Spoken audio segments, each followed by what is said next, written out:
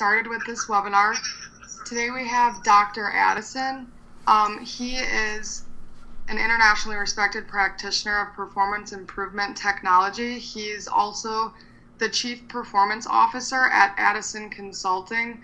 So today he'll be presenting on the art of performance improvement. So I'll hand the mic over to you, Dr. Addison. Okay, thank you very much. Just let me know if you can hear me. Somebody can say yes, I'd appreciate it. Good. Okay, what I'm going to do today is talk a little bit about performance architecture and the art and science of improving organizations. And the way I'm going to do this in the next hour is basically telling you some stories along the way and presenting some models and some tools. And I hope that's okay with everybody. I'm going to tell you a story about my aching back and how I got started at the organization I was working in. Then I'll talk a little bit about an overview of what performance architecture is, give you the landscape of performance improvement, give you some tools and questions. If you do have questions along the way, let me know. I'll try to answer them, but the type is so small it's difficult to even read it. But I'll try to see what I can do as we go forward. Okay, several years ago when I first started my practice, I went to work for a large bank here in California. I'm in South Salito, California right now, and it finally stopped raining, which I'm happy to say. And one of the first things I was asked to do was to develop a training program for a group of managers because HR had been experiencing a lot of back injuries. And so what they thought was if we had a training program that would help people lift heavy objects, would solve their problem and the back injuries would go down. And I said to them, that's an interesting problem. Would you mind if I go out and do some observations and see kind of what's going on out there to find out where it's happening, when it's happening, and who it's happening to? And they said, well, that may probably a waste of time because we really know what the problem is that we got a lot of back injuries. So I said, well, okay, fine, let me just find out who the people are. So I said, I'll go out and do some interviews and talk to them and see what's happening. So when I went out to it was in the bank, I said, when I went out to the bank, I found out that most of the injuries were happening to women in our branches and in the afternoon. And I said, well, that's curious. I wonder what happens in the afternoon that would cause all these back injuries. So I did some observations, and what I found out is that in the afternoon is when our basically armored cars would come by and pick up the money to be shipped to the Federal Reserve. And so I said, I'm curious, how much do those bags of basically money weigh?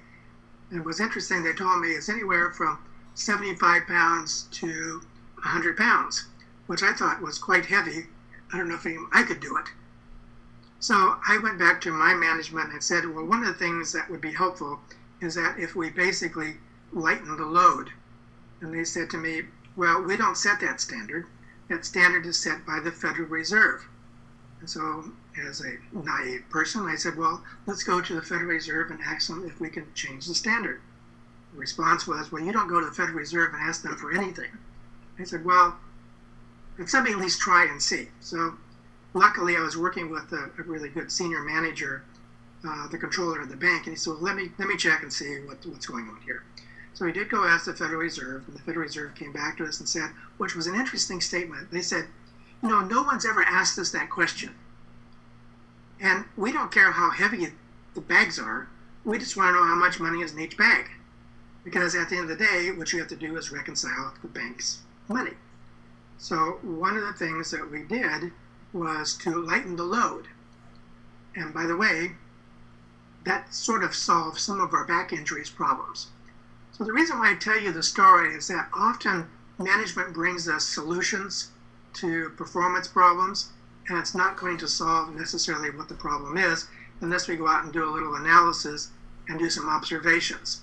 And if I had gone ahead and developed a training program, I would sort of been in a mess because that would have not solved the problem of his back injuries. And guess what? They would have said, what's going on here? You haven't solved my problem. And so my credibility was on the line. So that's kind of how I got started thinking about it's more than just solution driven. It's always problem driven around performance improvement. So let me tell you a little bit about what we call performance architecture and how we got started in thinking about how to build performance systems in the organization. One of the things that we noted from a historical standpoint is that if you look that the way people looked at is that how you increased output was by the number of workers you hired, so more people, the number or work longer hours, or improve the equipment. But very little was ever done until the beginning of the 20th century on how do you improve the work itself.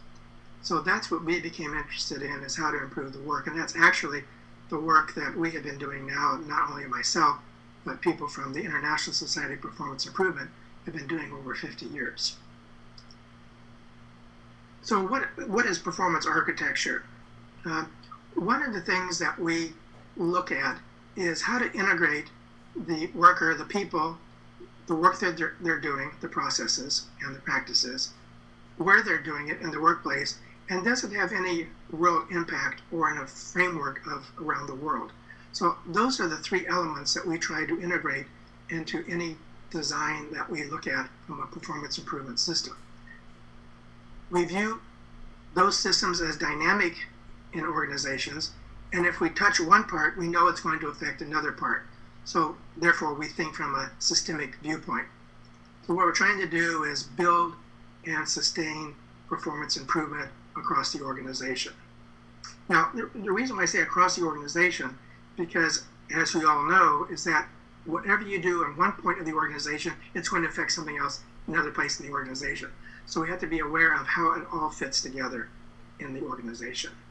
So we take a sort of a function view versus systems view. So if you look at it from the standpoint of a function view, that it looks like you can specialize like medical professionals do. They can specialize in eyes, the feet, the nose, or whatever. But you can also look at it from the medical standpoint. You can be a systems viewpoint where you focus on the total body. Well, that can also be looked at the same way in organizations. If you take a functional view, you're taking it more looking at the independent elements of any organization, and that really represents by some type of organizational chart, as opposed to taking a more systems viewpoint, and that's how we like to look at organizations from that standpoint of being systems oriented. Now, when we look at from a systems oriented, the elements that we look at, and this is basically general systems modeling, is that the elements that we look at are the conditions, the inputs, the processes, the results that we're looking for, the consequences of those results, the feedback systems, evaluation, and then totally the environment and the culture that the organization works in. What I'm going to do next is show you a model that we used in one of our institutes, and the framework was built around the work of Gary Rumler as well as Dale Breathauer. And what we came up was what we looked at from we called it the total performance system. And Dale Breathauer, who is also a member of the OBM network, was instrumental in basically helping us along the way of thinking this framework out, as well as Gary Rumler. So let me just talk to you a little bit about what we look at from the total performance system and why we think this is important. And what I'm going to do here is unpack it for you and give you a backwards glance, and thinking from a Skinnerian approach, we're looking from the standpoint of backwards thinking or building on it from the backwards. So the first thing we do in any type of organization, and when we're trying to understand what's going on out there, is look at who is the receiving system. And the receiving system we identify as the stakeholders. Now, the reason why we call it the receiving system, because those are the people who receive the products and services. So the first thing we do in anything that we work on is somewhat of a stakeholder analysis. Who's involved in this whole process as we go forward?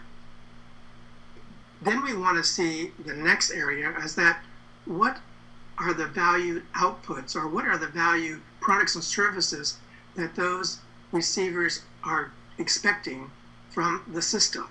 And the system are what we look at then, the next thing would be the processes. The processes basically give you the outputs.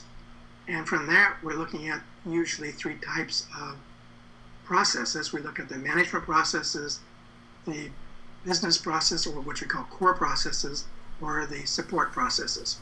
Each of those basically provides an output to some type of receiver in the organization.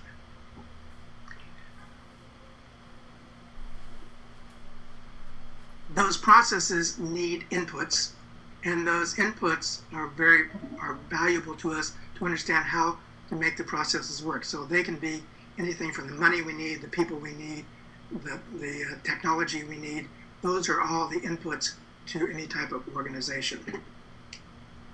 And I don't know, Manning, if you can break in, if there's any questions along the way, I would be glad to take questions in this process as well as we go forward. It's kind of hard for me to read what's going on to the side panels. As I mentioned to you, it's very, very small print, and that's not the easiest thing to do in this light. So I'm going to chug forward unless I hear somebody come on and ask me a question. So the next set of inputs that we look at are the conditions, and this is the business environment that we identify of looking from the standpoint of where the context of where we're working.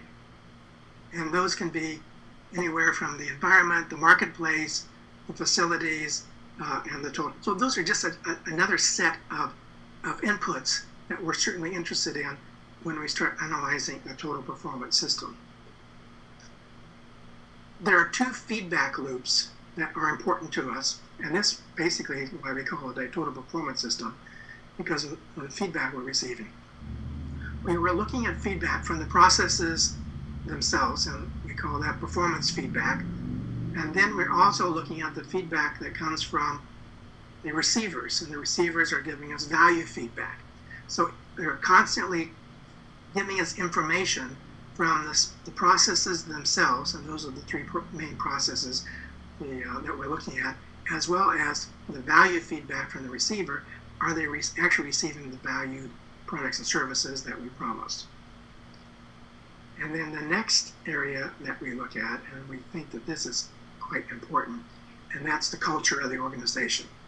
And that the culture of the organization we can look at in various elements. Is that can be the larger culture, as well as the culture of the different business units. So what's nice about the total performance systems mapped here is that you can look at it from the standpoint of a whole organization, because it basically follows the same logic, or you can take a department and it follows the same logic. So what we're looking at is that the total performance system map that we're suggesting here is very scalable from the whole organization down to a business unit or a department.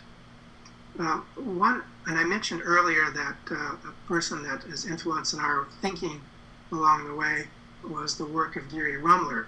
And Gary come up with, and if you want more information on this, I suggest you take a look at Gary's work on performance improvement. He has one of the greatest books out there, I think, on performance improvement. Now, one of the models he talks about is the anatomy of performance. And if you look at this one, it's a very similar in nature of the map I just showed you of performance improvement. So again, these models are important to us in understanding there are various other architects or various other performance improvement specialists who come up with their own rendition of looking at how to look at performance improvement. So that's the framework that we're always looking at from the standpoint of what is the context of how do we improve performance. Because I'm suggesting here is that if you come across a performance issue in the organization, it's going to live someplace in that performance system. It's either going to be in the processes, which usually we find that there's screwy processes. It's going to be in the feedback systems. Usually there's no feedback from either the receivers or the outputs themselves, or it's faulty inputs, or it can be the culture itself. So, it's usually a combination of all of those elements. So when we're trying to improve performance, we're trying to take a total systems viewpoint of improving the total performance. Now, if you go back to the example I gave you earlier about the back issues, is that the processes, actually it was the bags of money were just too heavy. And so the process was fine. It was actually the input was the problem here, that they could not do the work itself. So if we had just solved potentially the problem of picking up heavy weights, we would have not solved the total because the input would have been the same. So that's how we look at a total performance system. It helps us understand as we go forward.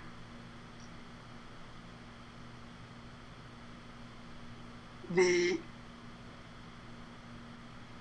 area that, and again, I'm not quite sure, Manny, how your system works here, and I don't know if you have access to asking me questions along the way, but if there's any questions around the performance improvement total performance system, that I could take it now, or I could try my very best to read your questions if there's anything.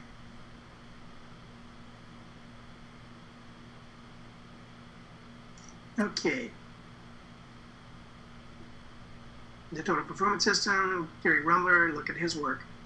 So what we're always trying to do in any type of performance improvement initiative is to align or harmonize the system in itself. And the 3 levels, or the 4 levels I've been talking to you about, are the mega or societal issues, the enterprise, the organization itself, the practices and the processes, the operations, and the individuals and teams. And what we identified those, and just a fast way to think about how to look at it, is that we think of the worker, the work, the workplace, and the world. And we try to make all of our models scalable so they basically look at the alignment of all those 4 levels. And I'll go into a little bit more detail about those when I unpack the landscape, which will come up in a minute or 2 or less.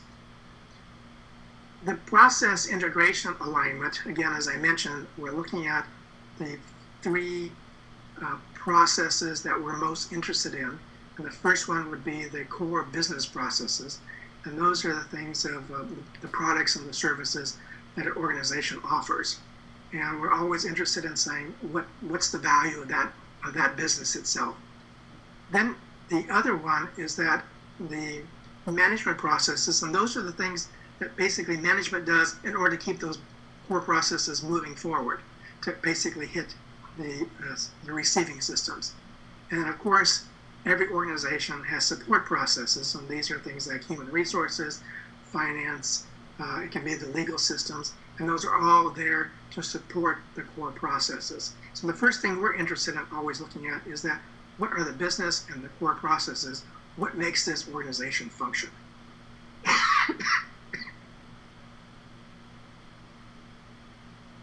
So several years ago, what we did is that we were at ISPI, when I say we, I'm talking about people at ISPI, and that's the International Society for Performance Improvement, which is, I think, is a sister organization to the OBM network. I think there's some very similarities in the work that we do at ISPI. And so one of the things that we did several years ago is got together with a lot of the model builders and try to come up with what did all the models sort of have in common. And what we developed, what we identified later on, was the performance improvement technology landscape. And what I'm going to do, and this is a picture of somewhat that landscape that we'd come up with, and what I'm going to do is basically unpack the landscape to show you what each element is, and then how we basically look at performance improvement from each of those elements. Again, this will look familiar to you. One of the things that we said that all those models had in common And this is basically a switch from just ISPI, which became from model-driven to actually principle-driven. So these were the basic principles of performance improvement. And the four levels were worked out in the organization is then how do we think and then what do we do. So the levels of, as I mentioned before, is that any type of organizational issues are going to be one of these four areas. It's either going to be the worker, the workplace, or the world. Generally speaking, most of the time that people bring performance issues to us, they look at it from the standpoint of the individual or teams. And generally speaking, that's where you get your least leverage if you're going to actually improve performance in the organization. We usually look at it from the standpoint, if you're going to get any leverage, it's going to be from the work or the workplace level. And I'll talk a little bit later about what we talk about world and how that fits into this whole model, this whole landscape of performance improvement. And how we think, and I've already introduced you to that, is the way we think is from a systems viewpoint by looking at the stakeholder results, the outputs that the stakeholders want. So this is basically all the models we looked at were all some framework around systems thinking or systems. Now, not every model covered every area, but once you put them all together, they had these same elements from the standpoint of how we think is from a systems viewpoint. And then the last one was, what do we do? And what we do is that we apply a systematic approach on analysis, and this is, or discovering what's happening here. So we do everything from discovery and assessment to looking at diagnosing the performance issues or analysis. We try to remain solution neutral when we are in that analysis framework. Then we prescribe something that we think is going to solve where our solution appropriate. We implement it and evaluate it. Now, the problem with this linear approach, it's not linear, is that we found out, and there's some nice work being done at Boise State with some models that they had done, is showing the way this is not a linear model, but more of a circular model where you keep coming back to discovery, coming back to, after you're maybe prescribed, you go back to the assessment approach. So you keep circling through this model as we go through of what we do here. So the basic principles we have looked at, and this is an easy way to remember it, we think at least, is that you think of RSVP. What you always do is focus on the results you're trying to achieve. You view the organization as some type of system and consider the larger context of that total system approach. You try to add value through the work that you're doing and through evidence that you're trying to show here. We also found out partnerships were extremely important to get your clients involved as well as other performance improvement professionals. From our experience, there are many people in the organization that are trying to solve the same problem. Now, one of the things we also found out, most of those people don't talk to each other. For example, if you're in the Six Sigma area, you never talk to people in training. Or if you're in training, you never talk to people on the line, basically, except maybe when you go do an analysis, but understanding how they get their work done. So what we see here is that it's important as performance improvement professionals to understand all of those stakeholders involved in any type of performance improvement initiative. So again, the other things on why we call RSVP Plus is that reminding you that you've got to remain solution neutral in your diagnostic work, but solution appropriate in your prescriptions, and then also try to always look at it from the standpoint of how to focus on the business and are we making any difference in the business as we go forward. So that's just a framework that we look at from the standpoint of we try to deliver RSVP as performance improvement specialists by focusing on results, taking a systems viewpoint, adding value through partnerships. By the way, if you look at the ISPI website and go on to, it's www.ispi.org, and look at their certification process. These are the basic principles of their certification process. You may find that of interest. You can also take a self-assessment online to see what of value that they have and see where kind of you are in this whole process as well.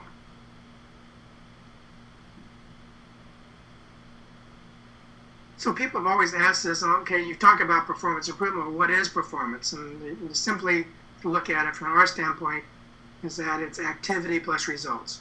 And it comes out to par. So we try to stay on par for us. Now, most organizations that we go into, they're mainly activity driven. They think they're results driven. We hope that the senior management thinks they're results driven at least. But lots of times they look at the activity and not necessarily look at the results. And so when we're always looking at it from an analysis standpoint, we try to bring those two things together, both the activity and the result, and looking from the standpoint of what's valued in the organization. The other area that we find that is important to us as performance improvement specialists are the processes. And there's a lot of work that had been done and still continue to be done is mapping out organizational processes. And we certainly follow the work here of Gary Rumler around looking at the standpoint of identifying what the processes are. But one other thing that we started also looking at, and this is from the work of Don Toasty, was the practices that go with the processes. And the example I can give you here is that basically in our book, Performance Architecture, one of the examples we had was me going down to my local grocery store and noticing that I would always avoid one of the people who in checkout. And the process was the same, always. No matter what checker you went to, they basically put their things on a conveyor belt and scanned it, and they took your money and said thank you. But I noticed there were some people that I would try to avoid and not go to their checkout line. And so we started investigating that, and I started then looking at the work of Don Toasty, and he's looking at it's not necessarily what you do, is how you're treated in the organization. And those are the practices. And what we found out is that those are just as important as the process themselves. So when we do our analysis of processes, we look at both the process and the practices in the organization. We think those go hand in glove in any type of work we do from a performance improvement standpoint.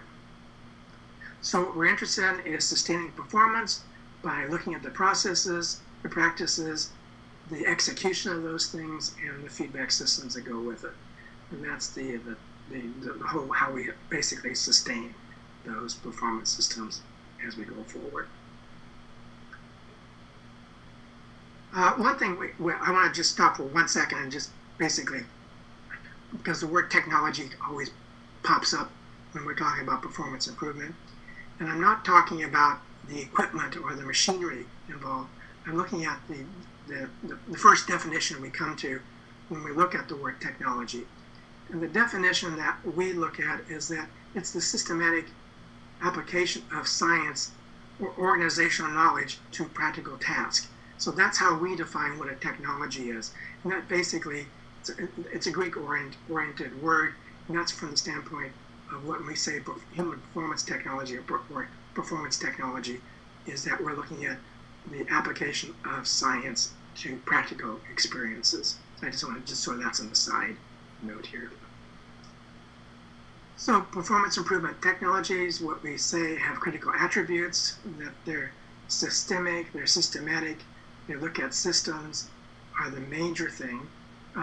They are basically, there's some science behind it, we hope. They're practical also in their nature, and they're open to all means and media, so they're not just one methodology that we're looking at. They're focused on the value, achievement, or the accomplishment, and we basically, I want to just give my hats off to the work of Carl Binder, because he keeps reminding us, and I think it's important for the work of Tom Gilbert, on looking at the accomplishments of the organization is extremely important as opposed to necessarily the behaviors. So accomplishment driven is an important thing to us, and I know that those people who will be attending the conference next week will see the work there of Carl Binder, and he will talk a little about the accomplishment base. And so I think that's an important thing looking at it. But we're also looking at the results of those accomplishments, what's the value of the accomplishments, and then certainly partnership. And then, as you start seeing here, the same themes keep repeating themselves on what performance improvement is. So there's very few elements, or a few elements that we have to think of over and over again of how to improve performance. It's not a lot of things that we have to look at. So there's few variables that we're trying to accomplish here in improving organizational performance. And as I mentioned earlier, there are various partners or various technologies in organizations already. If you look at it from an organizational viewpoint, you'll see certainly things like OD work. So there's been OD, usually they sit in HR someplace often. And then if you look at the work of operations or processes, you see a lot of work being done in Six Sigma or lean manufacturing. And then if you look at it from the standpoint of the worker itself, you'll see human resources or training. The problem that we always run across is that those technologies have different vocabularies. Those technologies don't talk to each other, yet all those technologies are trying to solve the same problems. And what we also suggest here, that we're just confusing our clients or basically the receiving systems. And we propose, or we suggest, is that if you want a look at a total performance system, what you're trying to do as performance improvement specialists is get those technologies together and working in more harmony and trying to all solve the same problem and not fighting turf wars along the way.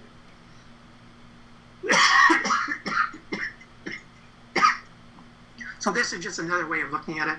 As performance improvement technologies, we're trying to integrate the worker and the workplace. I don't want to beat this to death, but I just want you to look at it.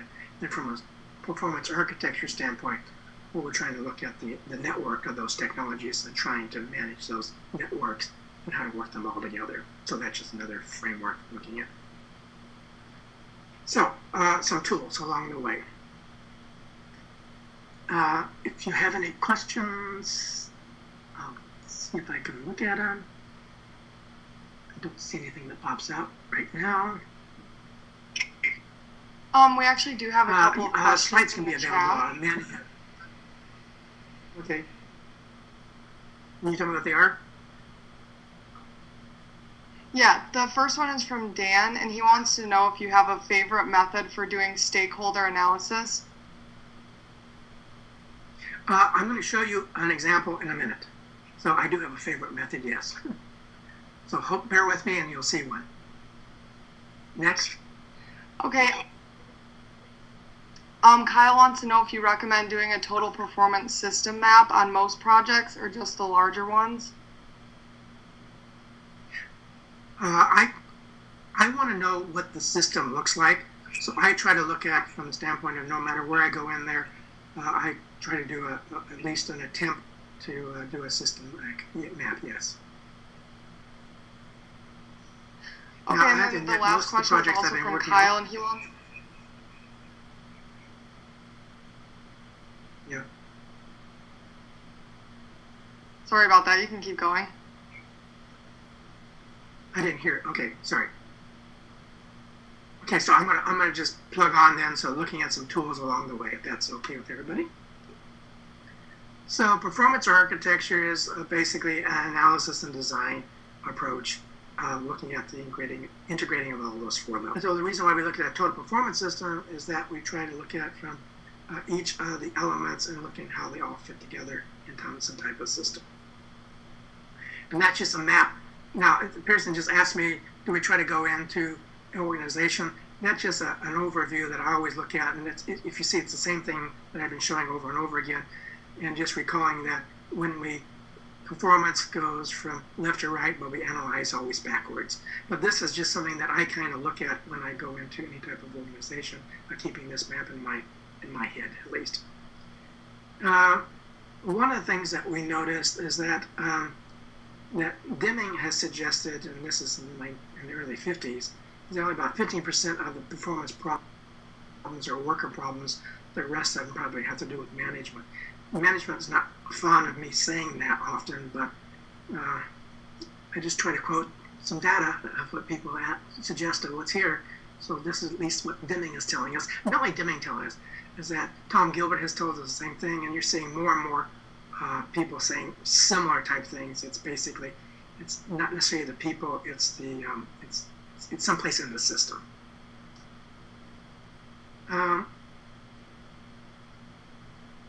Let me just tell you about performance improvement itself for a second. When we looked at it, and this is just one of the models of performance improvement, is that we looked at it from the standpoint of three elements here, or three factors. And we looked at it from the standpoint of culture, competence, and confidence. And I'm going to break those out in a second of what those are. And this just helps me understand what an organization looks like. And it's just a fast way of doing some real quick analysis of any organization, of keeping these three factors in mind. So there are definitions out there of what culture is, and this is just one of them by Edward Schein. And he basically looks at it from the standpoint of how groups behave or how people behave in the organization. I think that there are probably some easier ones than this definition, is that as we go along, I think Peter Drucker summed it up really kind of important to us, and why culture matters, because he says that probably is one of the few things that will make a difference as we go forward in the business community. If you look at organizations like Southwest Airlines, they make a major point talking about how important culture is to their organization and why they always stay in the top percentage of good airlines. It's because of the people they hire, basically. But I think the easiest way of looking at and defining what culture is just the way we do things around here. If we take Margaret Mead says basically the way groups of people prefer to behave. And then another element that we looked at standpoint is the way people solve problems and the way they interact with time, each other, and in the environment themselves. So that was just a fast way of us talking about what culture is without going into a deep definition that you can look at. Now, I'm not suggesting not reading about and understanding what those definitions are, but I think you've got to have an easy way to talk to your clients about when you say what culture is. We'll say, well, it's just the way we do things around here. And I think that seems to basically get most of the people on board of doing some type of cultural work. One of the people that you may want to look at, and that's the work of Carter and Haskett, and what they've suggested that corporate culture has significant impact on the long-term economic value of performance in the organization. Actually, they said it's the only thing, but they looked at all the various things. And I'm going to show you something why I say that in a second. What they did is they examined various organizations, 9 to 10 organizations, different industries, over an 11-year period, and they found out the only differentiating factor on performance was culture. I'm going to give you some data in a second. So companies with strong culture fits their organization and their business plan significantly outperform their competitors. I usually, when I'm working with organizations or doing seminars, I want thinking to have people think about what organizations that they can think of that have strong cultures.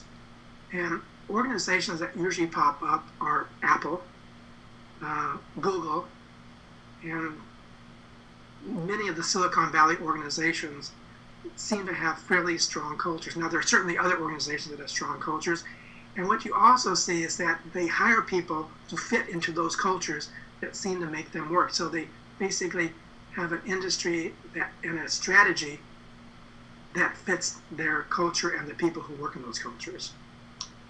The areas that Carter and Haskett looked at is that was did revenue increase around those organizations that had strong cultures?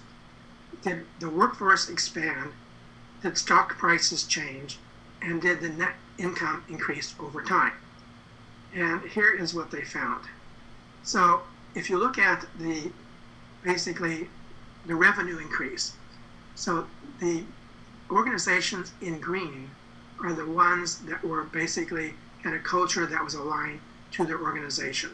So what they're suggesting is that if you look at revenues increase, it can have an impact to your, if your process or your culture basically is aligned, it can have impact to your revenue. They also then looked at, does your workforce expand? And so actually they found the same thing. It seems that those organizations that have a cultural alignment, they also have workforce expansion. The last two I think are quite interesting, and certainly the C-suite loves to see that have impact, because usually if you talk about culture to the C-suite, it's one of those soft skills, and most of the times organizations don't like to talk about soft skills, but this seems to have some type of impact when you look at stock prices. That's the difference in organizations that have an aligned culture to those who don't. And then if you look at the last one, is net income, it's quite significant. So those two areas, well, all four of those areas are important, but it also gives some data to why culture is important in the organization. So those are the areas that we certainly look at. So the next elements, again, we're trying to get the cultural factors.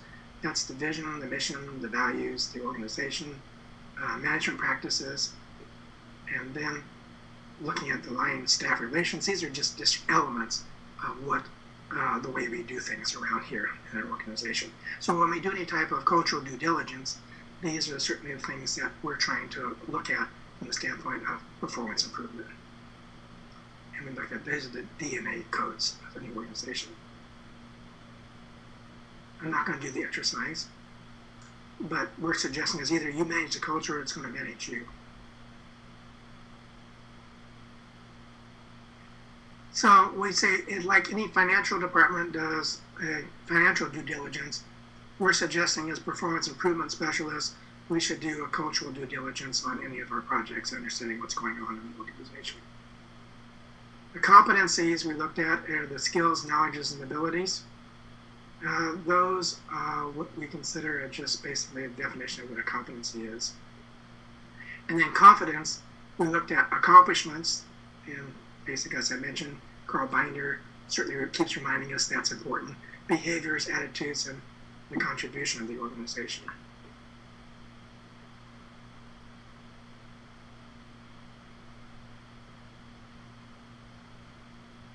Oops. So the model that I'm going to share with you real quickly is another map, and we call this the performance improvement map.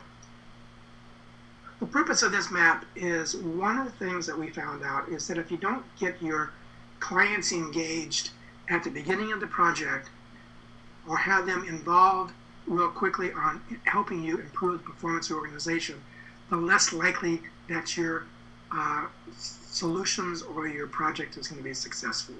So this was a map that we had developed around performance improvement. And let me show you, it works like this. You go into a client, and generally speaking, they've already got the solution worked out. And what you're trying to do is move your client along a path where they are opening themselves up to potential other solutions that may be going to affect the outcome of the problem that you're working on or the issue that you're working on.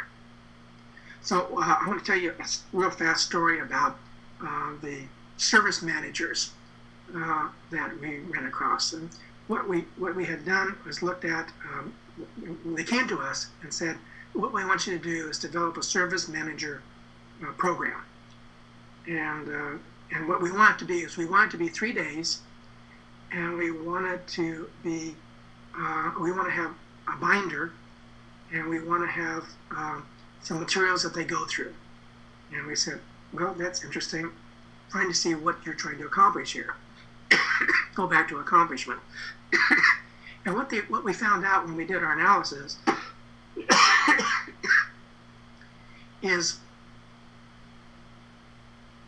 asked is that I was wondering if this was a new job in the organization, the service managers. And what had happened is actually they had changed the name of a group of what they call operations officers, and they call them service managers. And all they had done is change the name. But so when they changed the name, they said, well, we need a program to go with it, with this name change. And I said, well, has the job really changed? And they said, well, not the job hasn't changed, but we changed the name. So I asked them a question, and if you go along the left-hand side of this model, I said, okay, can I just ask you a couple questions? If you were looking at these new service managers performing the current task that you have involved for them, can you tell me on a scale of 0 to 10, would you classify their skills, knowledge, and abilities? Would you give them that they have no skills, knowledge, and abilities of being service managers? And again, I'm not necessarily defining what that is. Or would you give them a 10? Where would you place them along this continuum that they have no skills to basic, or skills, knowledge, and abilities to, yes, they can basically function in the job? What was interesting about that question is that every one of the people in the analysis said they rated them 5 or above. So what they told me is they do have the skills, knowledge, and abilities, but remember what they asked me to do was to develop a skills, knowledge, and abilities program. So I just thought that was kind of interesting of looking at it. The next thing I wanted to look at was the bottom part. What is the level of confidence that you have in these people?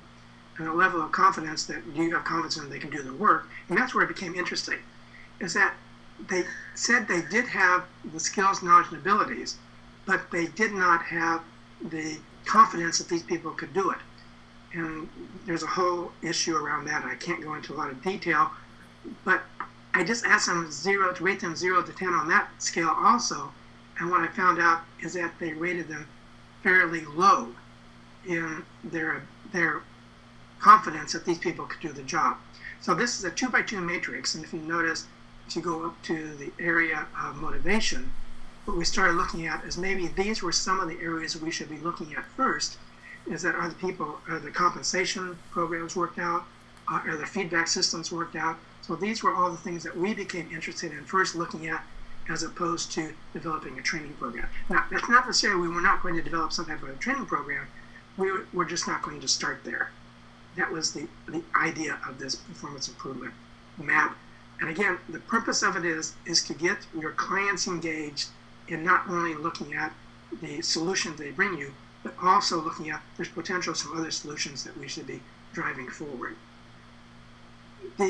So that's the idea of what this performance map does for us in the aspect of it. And then behind it, as you can see, is the cultural aspects of it. And those cultural pieces are important to us as well to look at from the standpoint of a performance improvement. So this map, again, you can use it. It's in our book. You can see it. I'll send it to you in the slides that you have. But it's just an easy way for you to look at from the standpoint of what performance improvement, of asking you what that's about. The other one map that we would show are, or at least drawing. Have you noticed there's a lot of drawings we like to use when we go out and work with our clients, because we found out showing pictures of what we're trying to accomplish here was just a better way of looking at the whole system.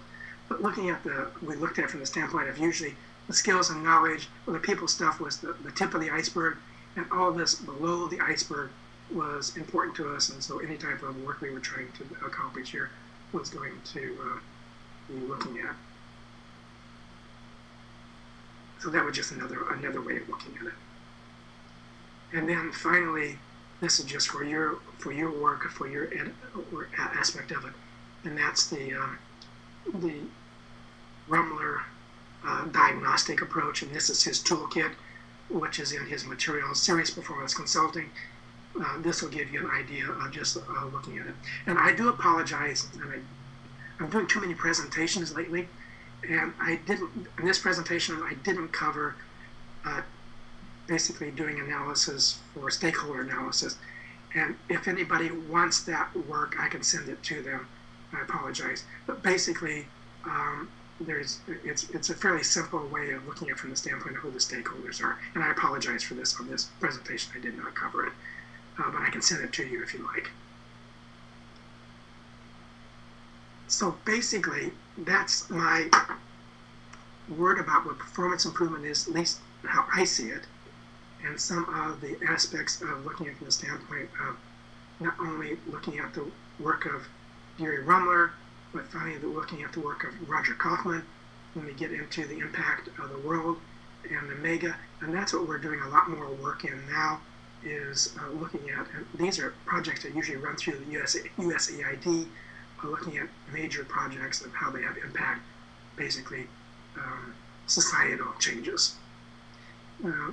There is a, if you want to read any about that, Roger Kaufman has some great work on it about what he's done there, as well as Margot Murray has done some nice work of performance improvement at the mega level, or the world level. That is performance improvement, at least a fast overview. And the people who helped me contribute to this presentation was certainly the work of B.F. Skinner, Lloyd Hami, as a person who I studied under, and he studied under, he was at the labs with Skinner, Jim Evans, Don Toasty, certainly Gary Rumler, Dale Brethauer, George Geis. These were all people that I worked with, or at least had influence over work that I did. Lately, Roger Kaufman is certainly there. Lately, Carol Haig and Lynn Kearney basically helped me write the book, and I salute Chad Dollar, who helped me basically go over this presentation and help me edit the presentation. So you can't do any of this stuff alone. It takes a lot of people and a lot of background to certainly look at it from the standpoint of performance improvement. And the more people you have in the network, I just found that the easier my job is. Anyway, that's my 2 cents. That's my performance improvement in an hour. And we'll see if other people have any other additional questions. We actually do have a couple of questions. The first one is, what are some best practices for getting different parts of an organization to talk to each other about an issue when starting a performance improvement project? One of the things, and again, I will send you the slides on stakeholder analysis. But first of all, do a stakeholder analysis. And then once you see those people who have a stake in that issue or that problem, then the first thing you try to do is bring those people together to talk about what's going on in the organization. So that certainly helps me from the standpoint of looking at it from a performance improvement standpoint. Who owns this one? One of the most interesting ones that we did was that we looked at changing the organization, and they did a stakeholder analysis, and they had the cafeteria on the stakeholder analysis. And I said, what's the cafeteria doing on the stakeholder analysis? They said, well, since we're going to go to a 7/24 plan here, we got to have some place for these people to eat. That means we got to notify the cafeteria that they're going to have to be open 7/24 with us. So I thought that was kind of an interesting one of looking at it from the issue of who gets involved when you start doing some of these big or type of change in organizations. Another question? Another question was, when presenting that issues are less related to people and more related to process or management, how do you present to management in a way that doesn't evoke defensiveness or pushback? Well, one of the things I try to do is suggest to them is what other people tell us. And I tell you, what's interesting about this is that the people who are easiest to talk to about it's not a people issue are senior management. They often see it from a non-people issue.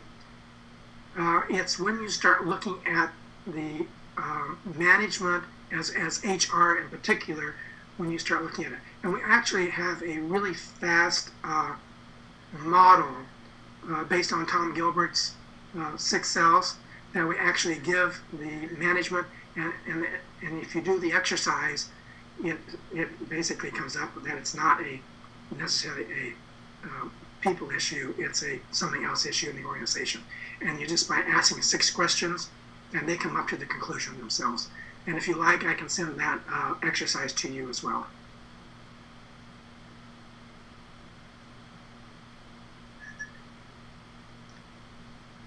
Okay, great. If anyone has any last minute questions, you can type them now into the chat.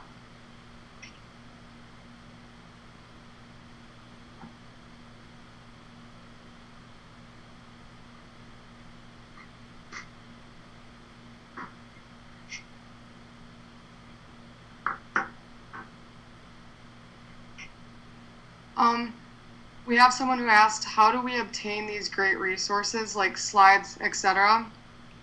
I send the slides to you. And what I'm going to ask, I'll send a PDF file of the deck, and you can have a PDF file of the deck, and then then the people on the slide I have up right now. Those are people that you certainly want to look at the work that they've done, and I'll give you some great resources there. One book I want to suggest you read is that it's called Serious Performance Consulting by Gary Rumler, and he's got a lot of his models, and he does a nice job of having a case study he follows through with his models. So I'm going to suggest you do that. You also there's some great resources that OBM has as well. So you may want to just look at some of those aspects. That we'll look at Heather McGee's work. I mean, you can't beat her stuff. So I mean, those are people that I'm going to suggest to you around OBM, and Dale Bratauer as well. Those are the people. And again, as I mentioned, the work of Carl Binder too.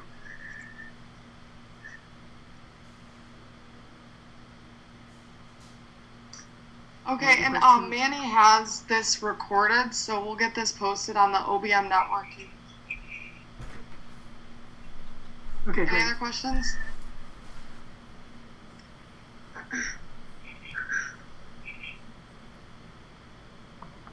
Okay, so thank you so much for presenting this webinar today. We really appreciate it. Thank you. I hope it's helpful. Let me know. We'll get this posted on YouTube as soon as possible. Okay, great. Thank you very much.